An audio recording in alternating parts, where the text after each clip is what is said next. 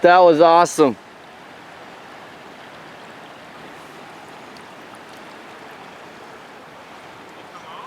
Yeah. I'm out checking traps today. And I finally got a coon. He looks like he was wrapped up pretty good here. We're gonna dispatch him here quick.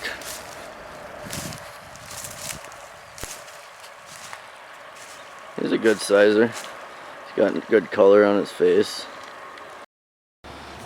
So far on this line, we're doing good. Got another one just downstream. A little bit dirtier. Good sizer. I'm gonna have to dispatch him here quick. He's got a lot of toggle here. Alright, I'm gonna try to dispatch him. December 9th, I believe, today. It's a brisk -6, -31 with wind chill. We're out in the creek checking traps. It's like summer. Yeah. Alright, and then we come up to our first 2 counter bear for otter. They were kind of froze out. We got really bad spell of cold weather going here. But we come up to our mink set and we have one. Just recently caught. Looks like a buck mink, really. In a 110. Still isn't dead. Must be just caught. Dead. Frozen hopping around dead.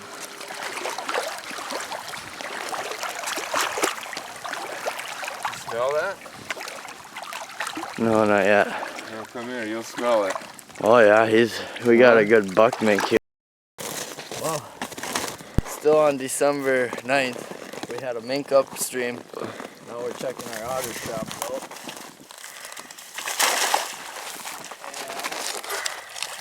And we got one. We got one. We got a good one here, it looks like. Nice size otter. This ice broke up. As you can see, there's not much water here. What are we using for bait, Tyler? Using just Cold steel. Cold steel. No, but this isn't all. Just a blind set. We had a little nook on the side of this beaver dam here. And I just kind of opened it a little bit more and set a 330 conibear in there. And voila. We caught a sneakative little thing trying to come up through here. Okay, this is gonna be cold. It's -6, by the way. That's without the wind chill. And we still got doves. Doves? Doves just flew by. Yeah, I seen them the other day.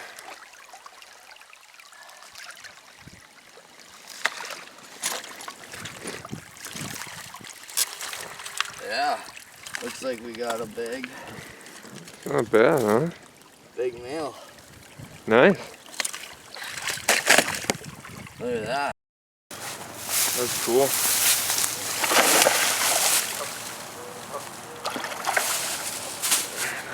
I'm gonna get some photos myself here.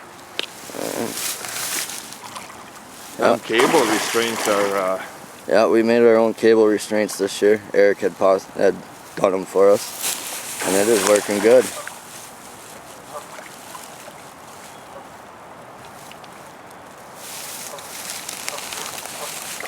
I'll go show you. I'm gonna walk up to the next snare while Eric takes pictures for himself. Yeah, give me a minute so he's... Yep. I'm gonna walk up to the next one. I'll wait till you get past him. Yep. Maybe I'll kick him to you. Maybe he'll tangle himself up. But this is how we start our snares. This one's obviously the water has rised quite a bit. But as you can see, we put our snare just in between a leaning pole here. Sometimes we smear caster up higher, up here. But in this situation, we had spooked the beavers earlier. We kind of threw it all in one basket.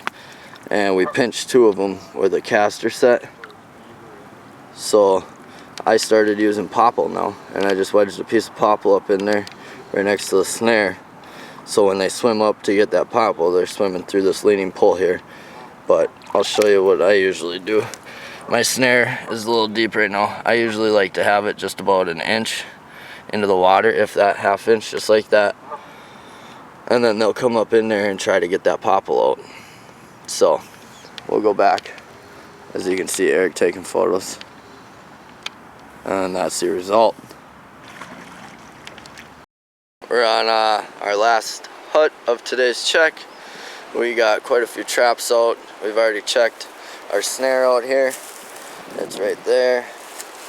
And that one was cinched down, but we didn't have a beaver. It ate our chewies. As you can see, our chewies out there. We left them some popple yesterday, and then there's one right here.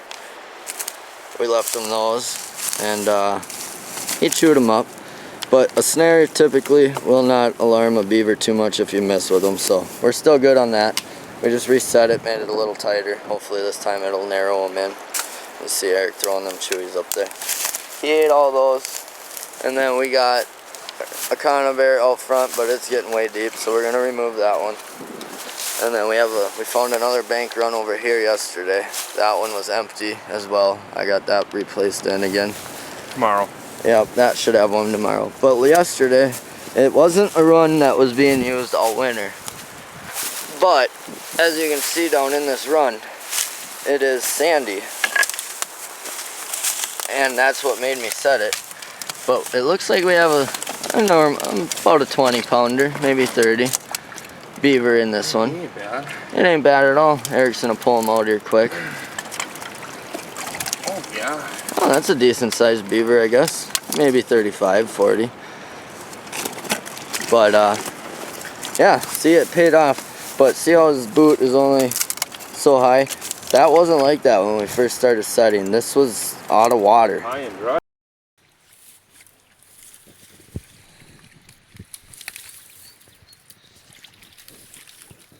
Obviously we did not set the snare like that. No, we did not.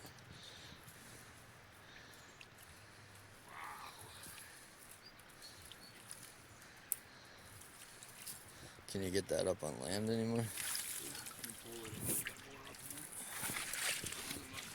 And we are going to pull out because we believe these are the only two beeves that were in this. We caught the male 5 days ago. Now we got the female. But look at how she shredded our snare, and that actually still held up. That is impressive. It is very impressive. I like it. But we're thinking this was the female out of this hut. You know, I hate the name drop, but Melby. Yeah, that's where we got her. Thanks for hooking us up with some nice snares. recommending nice snares. Yeah. I'm a believer. Yeah, we do all our fur sales and whatnots at Melby here in Minnesota. He's actually, yep, he's in New London. We used to go all the way to Danbury, Wisconsin, but that's quite the haul, so we found this place for fur sales. But make sure you check out trapperstv.com also. He's got a lot of supplies. We're gonna probably start working through him now. He's been working with us pretty well. He's a great guy. Shoot him a message, he'll get back to you, you know, within a couple hours usually, if not instantly. He's busy though, so you got to remind yourself he is busy. He's got other stuff he's dealing with, so he will get back to you and help you out with whatever needed.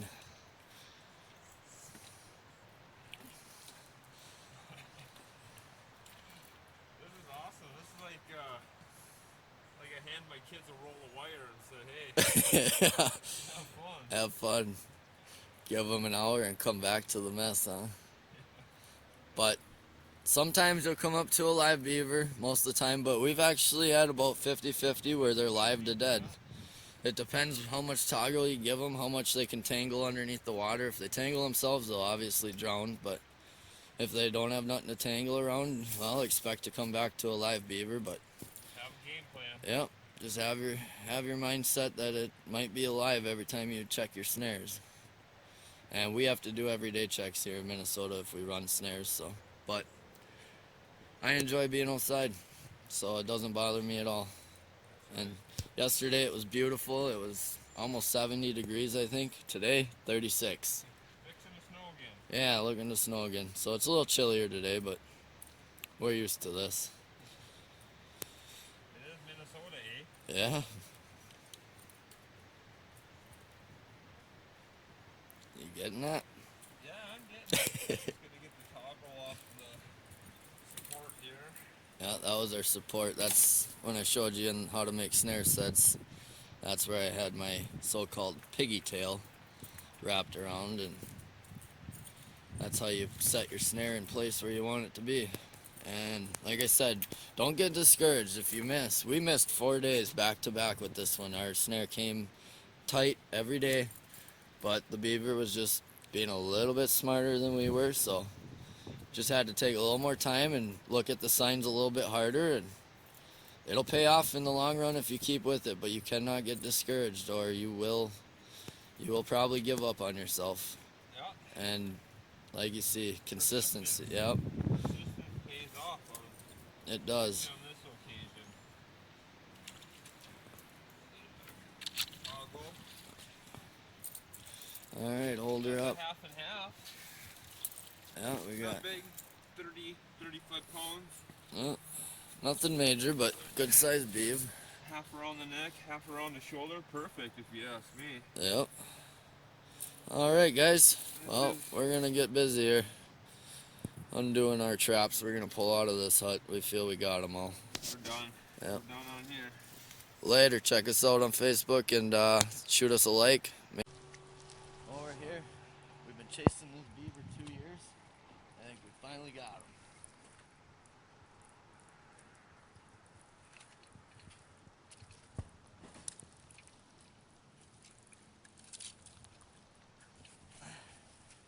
That's a whopper.